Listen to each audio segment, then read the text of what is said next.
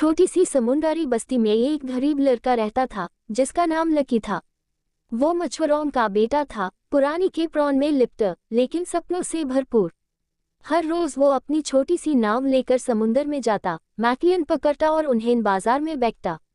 उसके हाथ रस्सी खींच खींच सैक्ट हो गए, रंग सूरज के नीचे काम कर कर के सांवला हो गया था, लेकिन उसका दिल समुंदर की तरह आजाद था।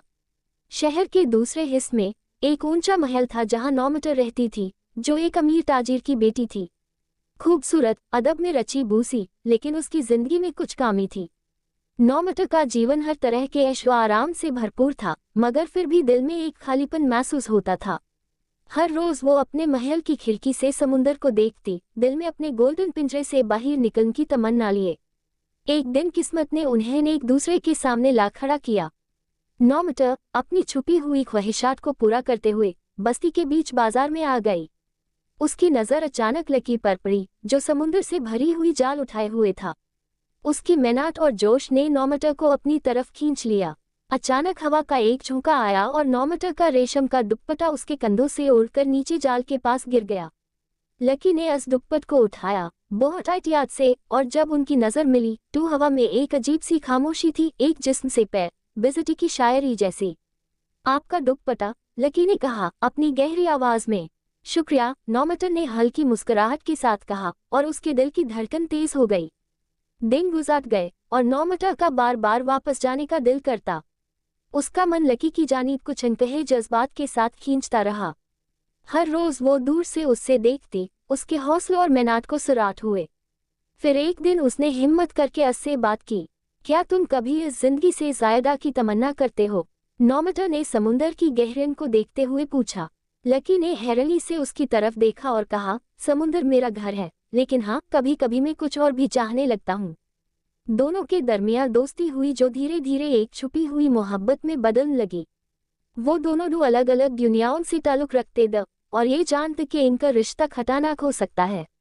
नौमटर का बाप कभी भी एक गरीब मछुआरों के लड़के को कबूल नहीं करता, और लकी भी इस बात को समझता था कि अगर ये राब्ता सामने आया तो उसकी जिंदगी बदल सकती है। लेकिन फिर भी उनका रिश्ता मजबूत होता गया।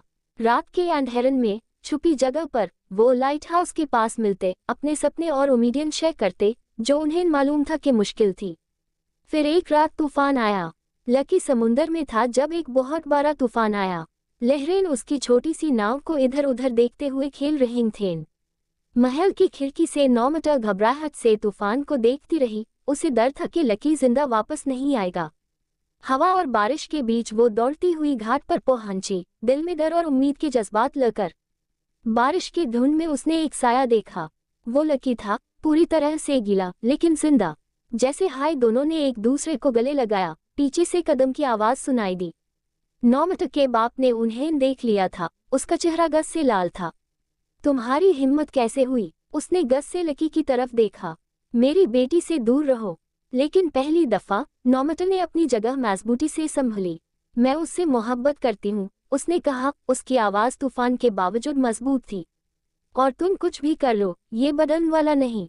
नौमटर के बाप का चेहरा सख्त हो गया, लेकिन उसी पहले कि वो जवाब देता, एक छुपा हुआ राज सामने आया। तूफान ने पुरानी हकीकत खोल दी थी। नौमटर के घर का दौलत सिर्फ तिजारत से नहीं, धोखे से बनाई गई थी। लकी का खानदान कभी बहुत अमीर था, जब तक कि नौमटर के बाप ने उन्हें एक दुश्मनी भरी डील में बर्बाद नहीं किया। लकी के वलीद को धोखा दिया गया और उसकी मां के मरने के बाद उसका घर भी टूट गया। ये सच्चे नौमटर के दिल को थोड़ा दिया। उसने अपने बाप की तरफ देखा, उसकी आंखों में नफरत थी। तुमने ये सब किया? उसके बाप की खामोशी काफी थी। लकी, जो खुद हैरान था, लेकिन इज्जत के साथ खड़ा रहा। मुझे इंतकाम नहीं चाहिए, उसने धीरे से कहा। मुझे सिर्फ अपनी जिंदगी चाहिए, जिसमें तुम्हारे झूठ का साया ना हो। तूफान के दरमियान नौमटर ने अपना फैसला कर लिया। उसने अपने बाप की तरफ से मुंह मोड़ लिया और लकी का हाथ पकड़ लिया। दोनों साथ चले गए। उन्होंने अपने पीछे महल और अमीरी को छोड़ दिया। आगे का रास्ता मुश्किल था, लेकिन पहली दफा वो दोनों आजाद थे, एक दूसरे के साथ, मोहब्बत और सच्चाई के साथ।